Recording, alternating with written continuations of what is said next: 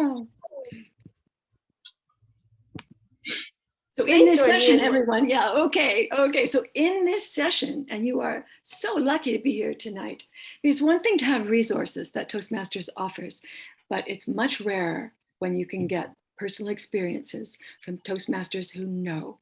They've been there, they can offer practical advice, best practices, and lessons learned. So on that note, I'm going to introduce all three of our panelists tonight. We have Jeff Galanzowski. Jeff, you're there. Everybody knows who you are, I'm sure.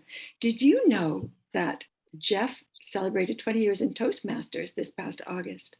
He is a DTM in the Legacy program, and he's working towards his next DTM in Pathways. He's been a member of many clubs on every executive role, and this year marks his 4th time as an area governor director. Not only that, Jeff has served as Division F Director, D21 Club Retention Chair, and many more roles, I'm sure, throughout the years. You can see he's got a passion for seeing that clubs thrive and survive. He is a proud member of the Word Toastmasters Club, the Surrey Civic Toastmasters Club, and Spontaneous Speakers in Division E. And this year, he's our Area 41 Director. Wow. Next to him, we've got Tracy Xu. Tracy joined Toastmasters, let's see, 8 years ago, in 2015. And she also has served many club officer roles. She's been area director, and last year she was our Division F director. Tracy has completed her visionary communication and innovative pathways programs and is planning to earn her DTM this June. She would also like to share something very cool, I think, and very different. The Toastmasters training credits that were recognized in the workplace where she is and with her club has gotten her job promotions not once, but twice after taking Toastmasters leadership roles. So isn't that a testimony? Tracy likes to challenge herself on learning new skills and enjoys working with teams. She's a member of 3 clubs: Fraser Heights Cornerstone, who just had an open house a couple of days ago, Speak with Confidence, and Dunsmuir Power Presenter, her corporate club. Currently, she's VPM with Speak with Confidence. And her perspective, very, very interesting. Tracy did some open houses last fall and earlier this year as part of a HPL project. So we'll hear a little bit about that. And thirdly, we have got Shaquille, bringing up number 3 in our panel tonight. Shaquille is a member of Aspire Toastmasters Club in Surrey, and he started his journey in December 2019. But wow, has he ever put a lot under his belt. Club President, 2021, VP Ed, 21-22, VP Membership, 22-23, Area Director, 21-22, and he's completed presentation mastery projects in both presentation mastery and visionary communication. Save the best for last, he's Division E Director this year. So those are our panelists, and aren't we lucky to have them tonight? As we all know, open houses are one of our best tools for bringing guests together, non-members, and showing them, not only showing them, but demonstrating and answering questions they may have about the benefits that we believe and know that Toastmaster brings to them. Communication benefits in all parts of their life, not only their work life, but their personal life as well. So I'm going to just leap right in because we've got some great advice and lessons learned coming up. We're going to start with Jeff Galanzowski. Jeff.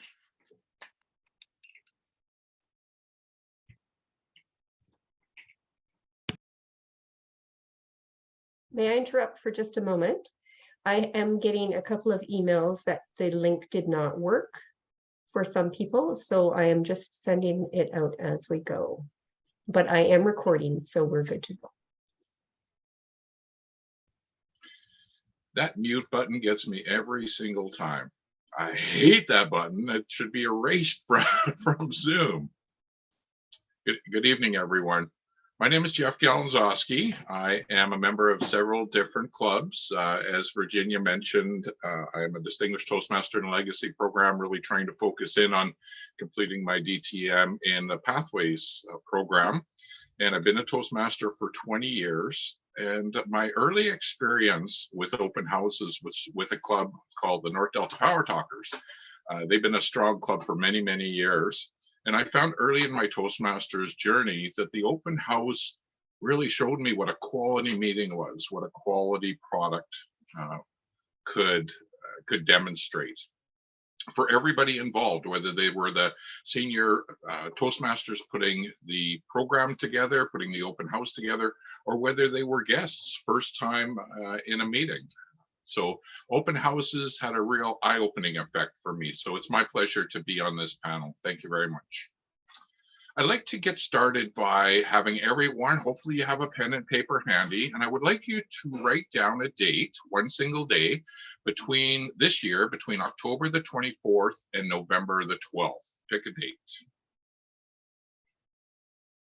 From that date, I would like you to find out, so October 24th is a Monday. I'd like you to determine what your club meeting day or night is that's closest to the day you picked. And then I'd like to congratulate you because you've just taken the first step to holding an open house. You've picked your date for the open house. Now the work truly begins. I'd like to work as time permits with an acronym PLAN, P-L-A-N. The P is for perspective. The L is for lessons learned. The A is for application of strategies. And then the N is notice of growth. So as Virginia was mentioning, last year, as president of the Word Toastmasters Club, we used the open house concept as a major turning point for our club. It wasn't very long ago, February of this year, as a matter of fact, we were coming up to membership renewal time, and we started the year with a base of 11 members, but we were down to 9 members. And we knew at renewal time, as of April the 1st, we'd be losing at least a couple of those members. And one of them was a cornerstone for the club. It was a little bit scary for me because I didn't know for sure that the majority of the rest of the club members would jump ship with this key person leaving as well. I've seen that happen in clubs, especially struggling clubs.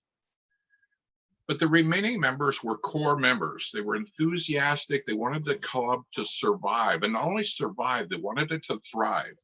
And it had been a few years since the club had accomplished any kind of distinguished achievement. So we decided in February that we were going to aim at being President's Distinguished. So here's a club, we didn't even know if we were going to be in good standing come April the 1st. And yet we wanted to be President's Distinguished. How were we possibly going to do that?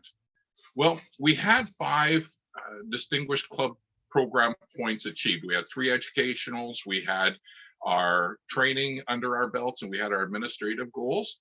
But for the whole year up to that point, we only had 1 new member, and that 1 new member was pretty early on. We didn't have another person join us for seven months. So one of the first things we did was we decided to do a monthly open house, the first Thursday of each month. There was many lessons learned from that. So the perspective was we wanted to be a President's Distinguished Club. The lessons learned were many. Our meetings had some quality in some areas that were definitely room for improvement. But as we worked towards each open house and we became a little bit better at it, we started getting some momentum. From the first open house, I don't believe we signed any new members, but the second open house, we had 3 new members join us. And keep in mind, we started with a base of 11 members, so we needed to get to 16 members. We came through renewal with 8 members, minimum amount. So the second open house was a great experience because our members were ready. From the first open house, we decided to keep most of the members in the same role. That was the key point. And we kind of kept that trend going. So the second open house in April generated some growth. And then the third open house in May was one where we decided that we were going to really kind of work on our quality meeting. We reached out to the bigger Toastmasters family. Early on, Tracy, who's a panelist here, helped us out a lot with getting the traveling Toastmasters in, and we made sure those key roles were filled by experienced members. On a couple of those open houses, we had outside Toastmasters come in and do presentations for us. And we tried to put an important meeting theme in each open house. So the real big one was in June the 2nd, because we were just coming up to the end of the Toastmasters year. We had gotten our membership up to 12 members, so we needed 4 more. Our education goals were pretty well complete. And June was going to be the month that was going to make us or break us, not only to be President's Distinguished, but possibly in being an effective club. So we had this idea on June the 2nd. The district contests were over, the speech and evaluation contests, and we reached out through the district leadership to Molly Hamilton and Jenny Payne. And Molly and Jenny both agreed to come in and do presentations and then do a question and answer period. So they were really the highlight of the show. At the high point in that meeting, we had 47 people join us. But the A in plan stands for applications of strategies. And it turns out that although it was a fantastic meeting, our strategy wasn't good. The meeting was so good, it was so great and productive, and we had so many Toastmasters there that it was really a show. And that show had its own results, but it didn't result in membership growth. So we were very creative in the way that we generated new members and the things that we needed to become President's Distinguished, and we achieved that. But I think most importantly, the N in plan is notice of growth. We let everybody know, especially our club members, new or experienced, that the Word Toastmasters Club was going to grow. And the results so far are this year. Last year, I talked about how the club really struggled early on. So far this year, we have 2 new members with a 3rd member about to join us. We have 3 educational awards where everybody recognizes where they are on pathways and they're all working towards their next level. An open house is an opportunity to plan for moving into the future. That's what we did at the Word Toastmasters. And I encourage you to take your date for your open house and do the best you can with it. Plan, perspective, learn from lessons, application of strategies, and notice of growth. And I wish you all the best. Thank you very much. Back to you, Virginia. Thank you very much, Jeff. What a remarkable journey the Word has had. And you know, it's ongoing, but now you have another goal which you are going to grow. And I really saw that in your presentation today. So it's really important to have a goal. Really, really important. Well, we'll probably deal more with that in the Q&A as well. So thank you very much. Next up. And excuse me, Virginia, I just wanted to make sure our panelists knew that I have my hand raised and will leave it up so that I remain in the top corner of your screen so that you can see the timing lights. Yeah, that's what we figured. Thank you. Thanks very much. And hi, Ed. Thanks for joining us. And next up, Tracy is going to give us another perspective as well. And I'm going to hand it over to her because I'll let her explain just exactly what it was. And Tracy, feel free to share screen. So Tracy, show you everybody. Thank you, Virginia. Good afternoon, dear fellow members. So today I would like to share my experience from last year when I served as Division F Director, what we did to promote membership, drive the membership. At the very beginning of the service term, we know all the district mission for district leaders. We build new clubs and support all the clubs achieve excellence. The one goal is to reach out to all the clubs and then understand their goal, how to help them achieve excellence. That first project come up to my mind would be, how can we help clubs to build a stronger club, recruit new members? Open house is one of the options. At that time, I did talk to Division G Director Bob Milliken. We both had strong strengths. For my part, I'm more familiar and stronger in organized material and then find out volunteers to do multiple jobs. And Bob Milliken, he's quite advanced member that he has much more connection with advanced members, great speakers. We come together and figure out we want to do a high performance leadership program, which is focused on Pathway Level 5 project. That is a 2 months time frame, and our goal is to help clubs to build membership. So we want to narrow down the scope. What really we can offer, we can't do everything. Then we did a club survey, list out the options we can provide. One, open house, we can help club invite keynote speakers, help them create posters, and then post those events on different social media channel. For example, District 21 website, District 21 Facebook group, and then through our program, our public relation manager, we can reach out multiple channels as well, including instant link in those channels. At that time, we have this confidence we can do this part. And what more coming from club is that some events club, they feel the open house should also benefit the club members. They can learn something, not only for the first time guests, but also for the members themselves. Then we also gather some workshop idea. We can build workshop focus on evaluation skills, focus on develop presentation speeches. And then those workshops can be 20 to 30 minutes long, which also grabs a lot of attention. I want to share some of the results from last year. In Division F, there were 10 clubs participate in the first half year.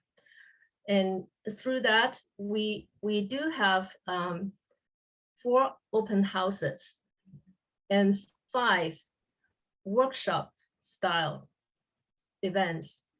And for open house, there were corporate club, energized communicators at corporate club, and workshops, power talks, a corporate club. Others, they are community clubs. So when we reach out to them, the questions we ask is that, what's your focus?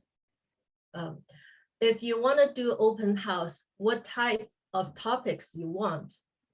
If you want to do workshops, we list out certain type of topics they can choose from: evaluation, craft a speech, or some other skills they want to listen.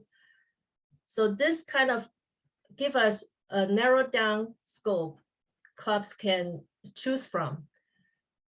I would say from the most active clubs, they reach out to district for help, they gain the most. Each of the open house, they at least invite 5 guests, and then there are good results coming from that. For example, Fraser High Cornerstone last year, the first open house, we did invite 20 guests, including 5 are Toastmasters already. And the speeches was purely tied with my Toastmaster journey.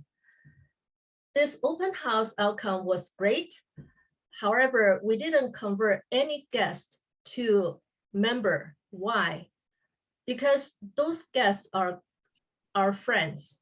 who were already busy. And this coming to my observation is that we want to reach out to those guests are needed for Toastmaster programs. Although we invite more members, they can create a great meeting energy. However, if we don't have first-time guests, they want to join the Toastmaster, we might not able to convert them. And then other clubs like Energized Communicators, they already have a very strong membership program, and they reach out for all the company departments, promote this. I thought the open house include very good topic, focus on leaderships, which are the skills the workplace are required. In Virginia's introduction, we mentioned through the Toastmaster leadership program, we can promote ourselves in the workspace and advance in our career path. I thought this is really important to help corporate clubs build strong leaderships. So through this, we have great outcome. And I also want to highlight that we help clubs to develop these flyers are matched to Toastmaster color branding, which is a good theme we follow. When a first-time guests, they see this picture more often, they understand it's coming from Toastmaster, then it might not be the first time they want to join, but second time they see this, they get more familiar. Eventually, they have this interest and we can invite them to a club and they become members. So I thought the highlights for Division F work is that we did focus on club needs and find their targets, help them to promote this in multiple social media channels. I hope this can be a lesson. We can ongoing support clubs. Thank you. Back to you, Virginia. Thank you very, very much, Tracy. Again, a unique perspective and also turning it into an HPL project. But I really love the way you focused on reaching out to clubs and finding out what they needed.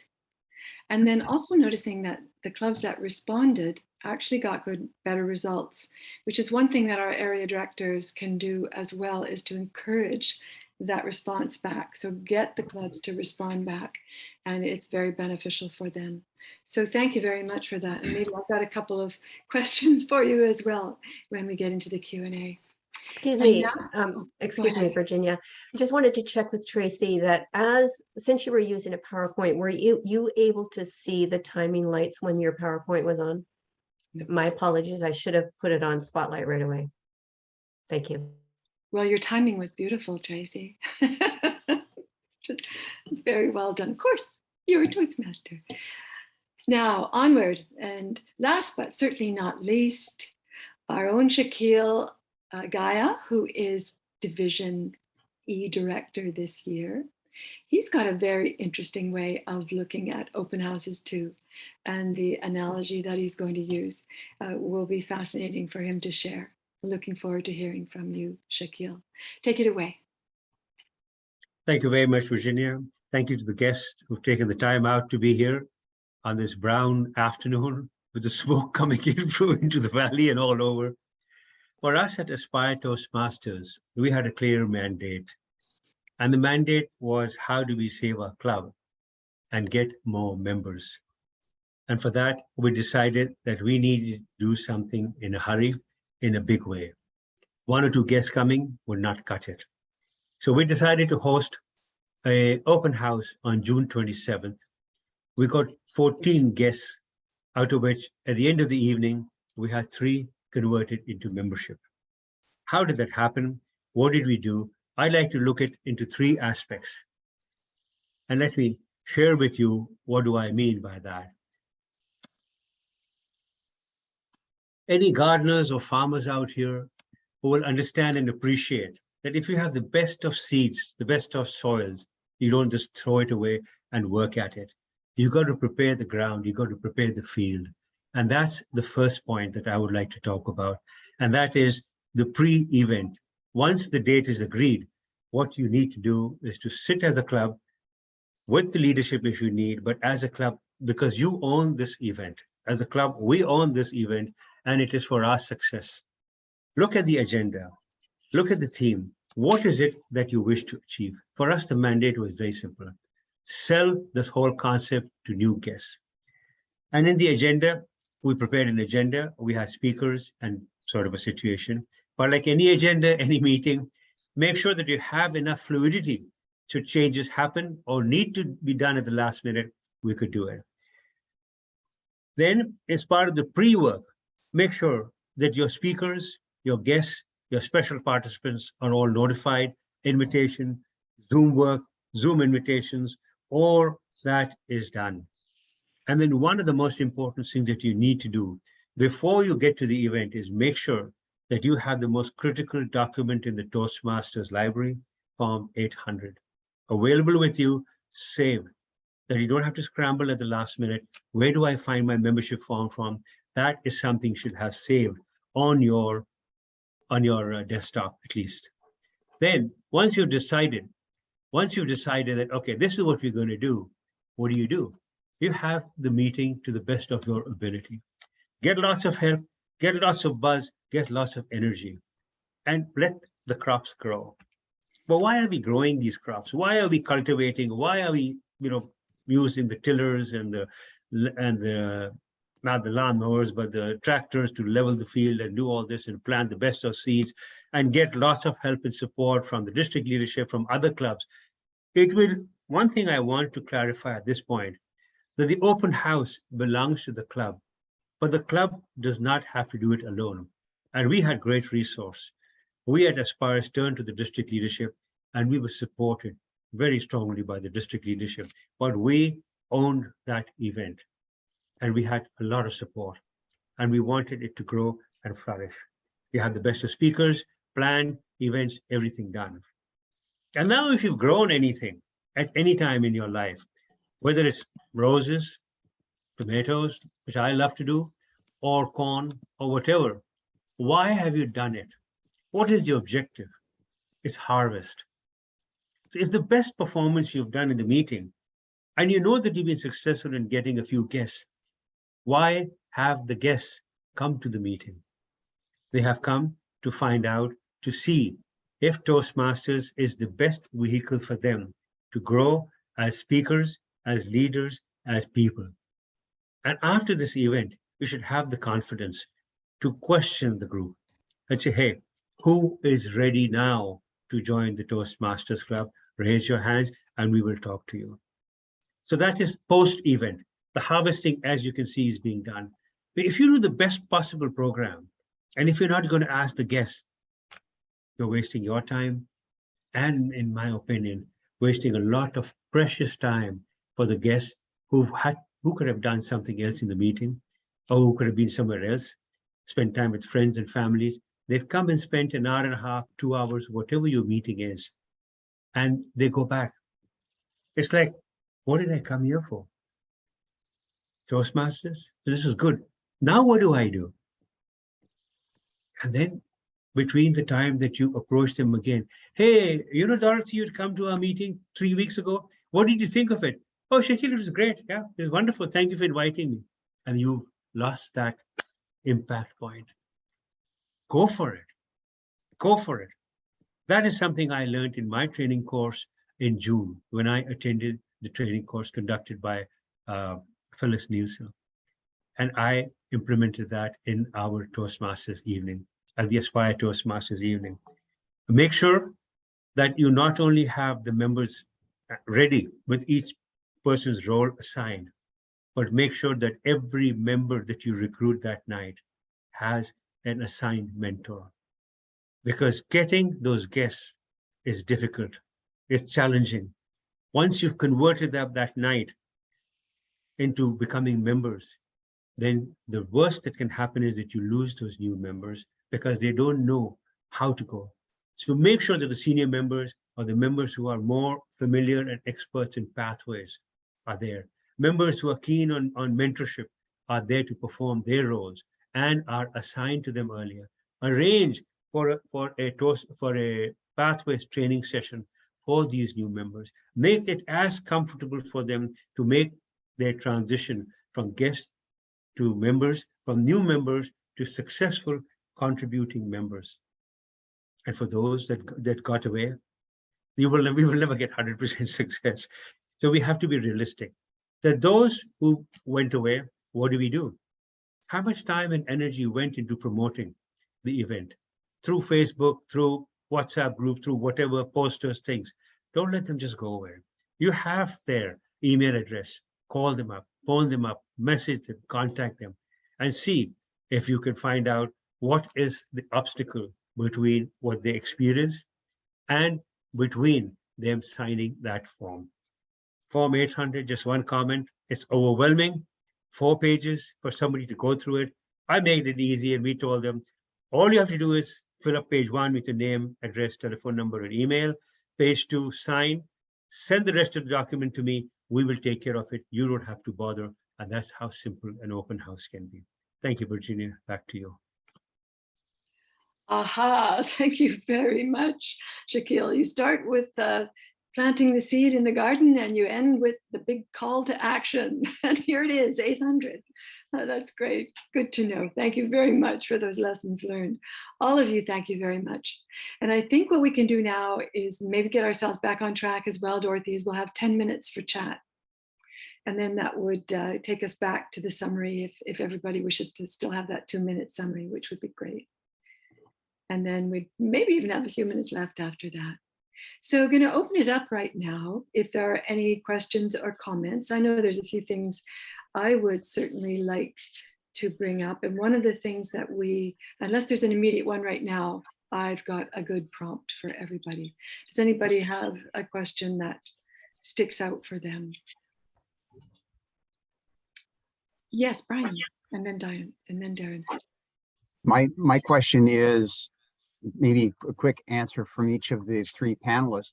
What was your prime lesson learned? What's the biggest takeaway you had from an open house or open houses?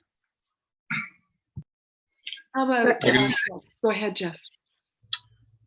Thanks for that question, Brian. I think that our biggest takeaway was that we did have the ability, if we put effort in, to be prepared, and that we have a product. Every meeting is a product, and we should treat every meeting like an open house. We never know when a guest is going to walk in the room. We can have official open houses, but we should be prepared to treat every meeting like an open house and work towards that. That's I think that's our biggest takeaway. Thanks, Jeff. How about you, Tracy?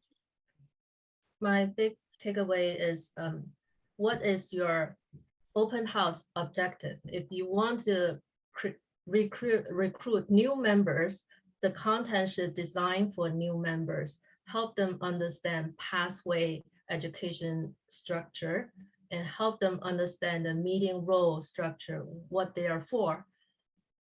Get them opportunity, participate in those table topic session, give them great feedback, then call for action, take their commitment at the very end. I thought the content of open house is developed for first-time guests. Great thought there, and something that we should all be pondering. And finally, Shaquille, your biggest takeaway. To me, it's very simple. Brian, this is a great question. And just remember Nike. Just do it. Just do it. And keep looking at the lessons learned and keep going on forward with it. And you can't go wrong. You can't go wrong by spreading the Toastmasters message. Has there ever been a better one than just do it? Maybe there is. I haven't heard it. Well, thank you all 3. Darren, what have you got for us? Yeah, I noticed, in Virginia, you sent out a poster, and Tracy, you were talking about promotional flyers.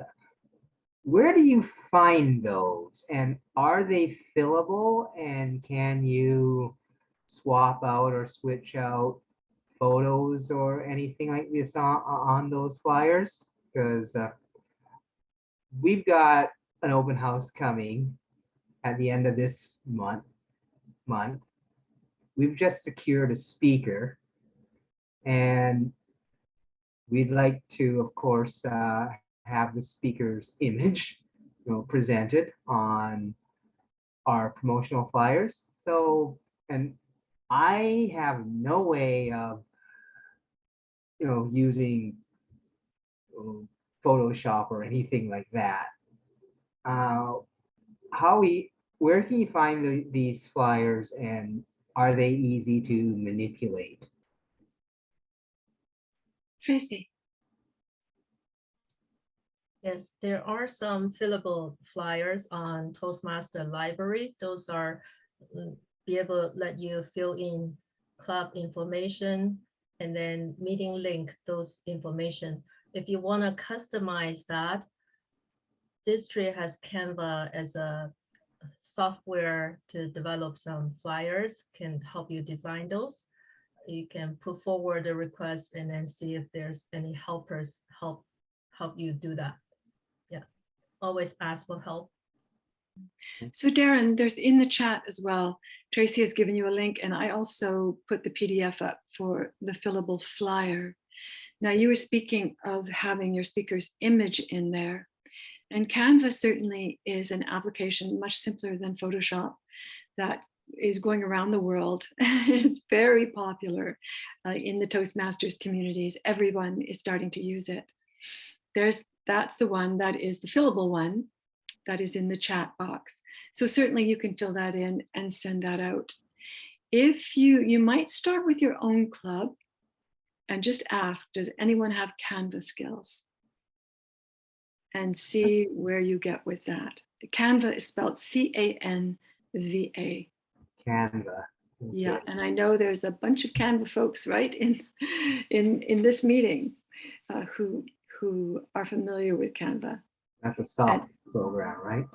It's a program of a simplified version. Yes, it's a artistic program. It's like a design, a layout program. To tell you, it's very simplified from Photoshop. Right. But still, and has a much shorter and easier learning curve. There's a learning curve for sure, but it is much simpler than Photoshop. So try that first of all, and then let me know how you do, and I will, if not, I will look for someone who can help you out with Canva. Okay, at least getting started. But I'm not sure, is Michael Bound still a member of your club? Yeah, Michael's still in our club. Yeah.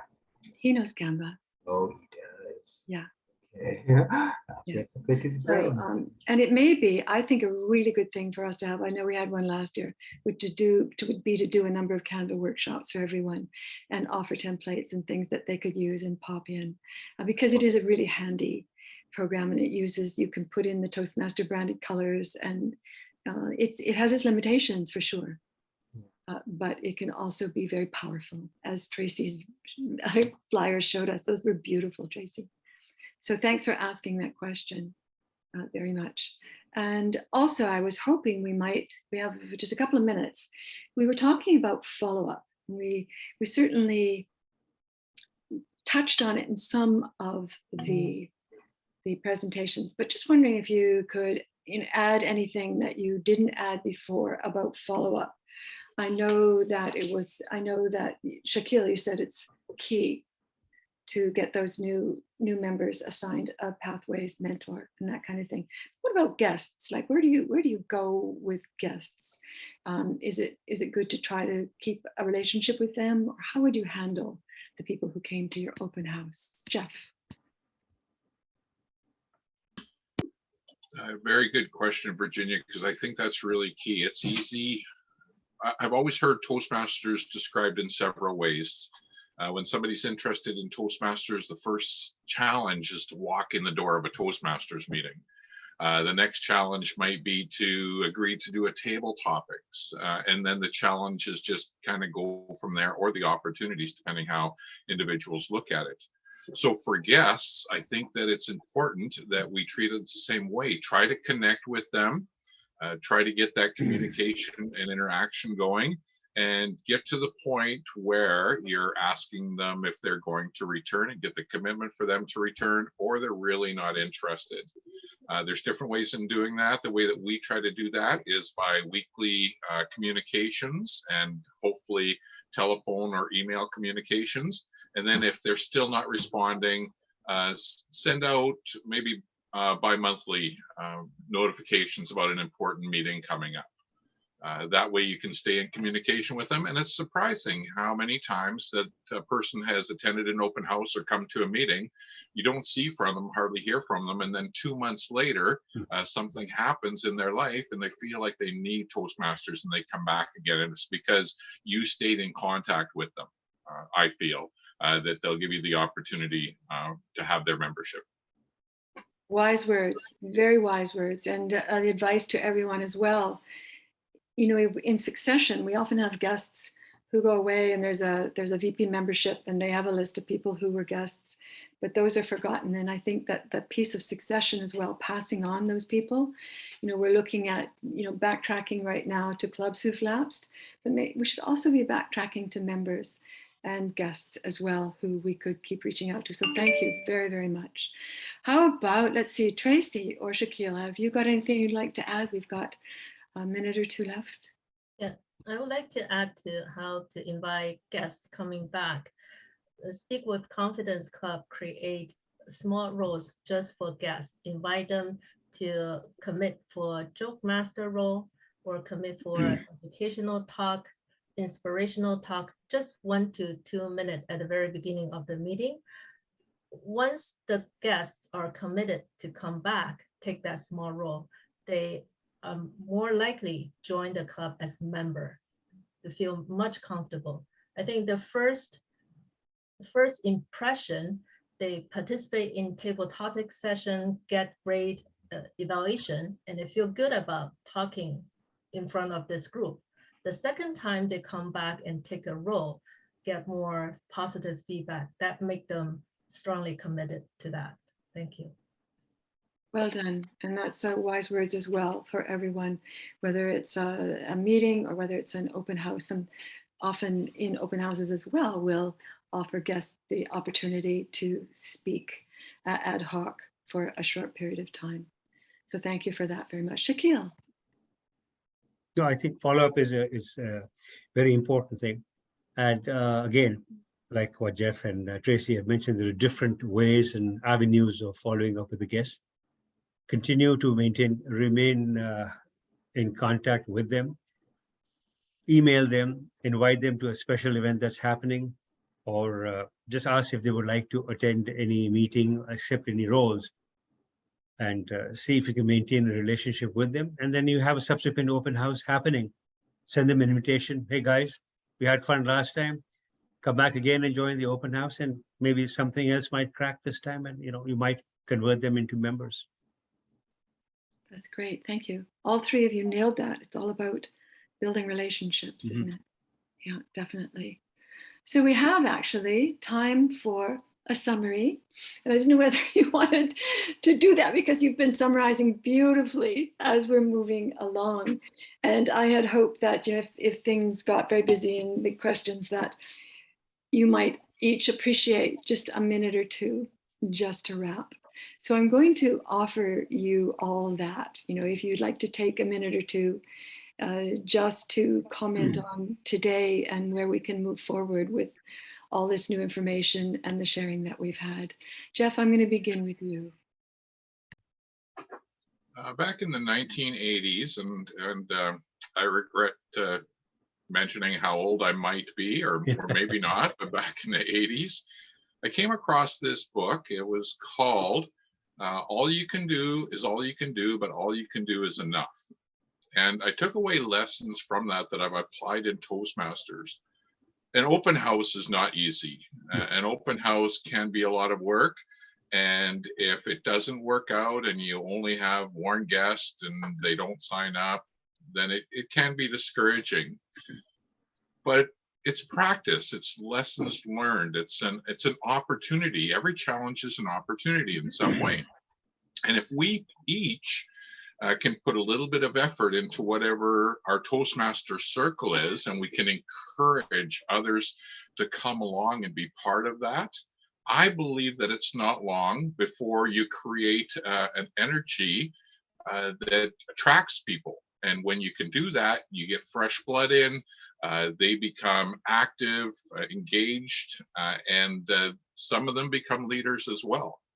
So I think it's a great opportunity, open houses, quality meetings, the opportunity to step outside of your own club and do your own open house. So we would not have had the success we had at the Word Toastmasters if we did not have Tracy do what she did for us. If we didn't have Shaquille coming, Carlos came, and I was so disappointed about Carlos's place in our open houses because he was our backup. If I had a technical issue and my computer fell off, Carlos was going to jump right in there and take over his chair. He never got to say a word in any of those meetings. There's so many resources out there that we can take in, that we can take advantage of, create that energy, and then people come along and they just want to be part of that. And that's the magic of open houses. So I encourage everyone to set a date soon and do your open house and learn from it. Thank you, Virginia. Oh, thank you, Jeff. The magic of open houses. That's right. Tracy. Sure. What I want to highlight is that first, set up the day. I would recommend set the open house day earlier than the payment due date. September time, February, those are great time to set up open house. Second, focus on first time guests, give them the best experience. That means we assign those key roles using those very experienced members, show the best meeting energy for our guests, and then give guests enough time to speak up at a meeting, give them encouraging feedback as well. Finally, follow up with those guests who show interest. Invite them come back, participate a small role in the next meeting, follow up, keep engaged with them, and make final call with that commitment. That would be my thoughts. Thank you. Beautifully done. What a precious 5 or 6 minutes that was. Don't you think so, everybody? Just those tight summaries, things that everyone can take away, everyone can share. I certainly learned a lot. And there's so many more things we can do in open houses as we've realized. So thank you, everyone, for turning up today. We have just got a few minutes left. I think that Dorothy was going to post an evaluation form if anybody was interested in, yes, she is, in giving our panelists some feedback on what you thought. My apologies for the small turnout today. We are going to work our best, as we did earlier today, to find out what the best time and date is for these meetings for you. And then we'll be off and running. And if they're anything like today, they'll be golden, because there's so much that we learned today. And could a couple people just confirm for me that you can click on that link in the chat for the evaluation and that it opens for you? I don't see the link right now. Does anybody else? Where is it? Can you give You us don't see the link? No. Okay. Send it again. Oh, there it Now is. it's there. Now it's there. Yeah. No. Oh, there we go. Okay.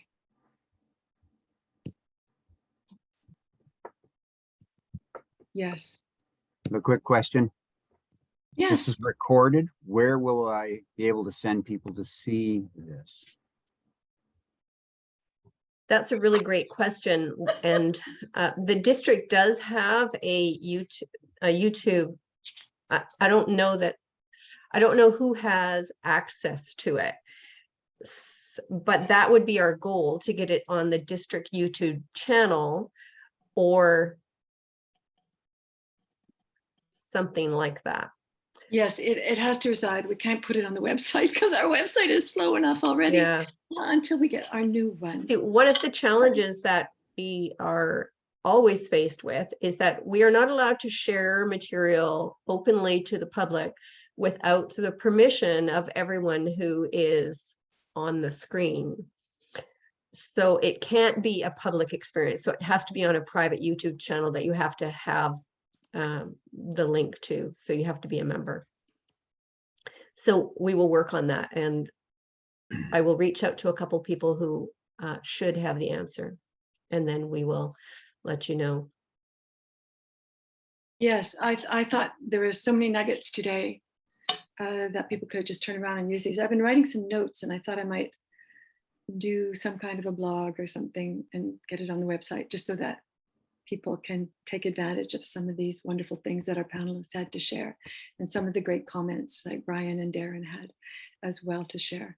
And Mel, keep in touch with me, Club Coaches. We also have coming up, Dorothy and I have been working on some foundational training sessions for new club sponsors, new club mentors, and club coaches. So there's going to be some really good sessions coming up throughout October, starting in early October. And I'm really excited about them. I'm really excited about our trainer too. And so it can be a surprise, special trainer from around the other side of the world, but will be fascinating. So on that note, just want to thank everybody for coming in for this hour. We've learned our lessons about Ask Anything, and we'll be working on them the next while. So back to you, Dorothy. Thank you, Virginia, for taking the time to moderate this panel discussion. Want to remind everyone that anytime you have a project in Pathways that you're working on, if it's something that requires you to build a team or to do something out of the ordinary other than just giving a speech, remember that you can use it for these kinds of things within the district. So reach out to us. If you want to do something extraordinary, I'm sure we could fit you in, whether it be as a trainer, a presenter, an organizer. There's always lots that we can do to help you achieve that goal. Panel discussion. Panel discussion, yes. So and spread that around, because a lot of people don't realize that those projects in level 3, 4, and 5 you can do for the district, get credit for it, and be of service, and practice those skills for speaking outside of your comfort zone, because all of them are transferable into your everyday life, especially if you're called upon to do any of those things at work. So our time is up. You are certainly welcome to stay for a few minutes if you want to ask any further questions, but that concludes our session for Ask Anything today. So we are adjourned.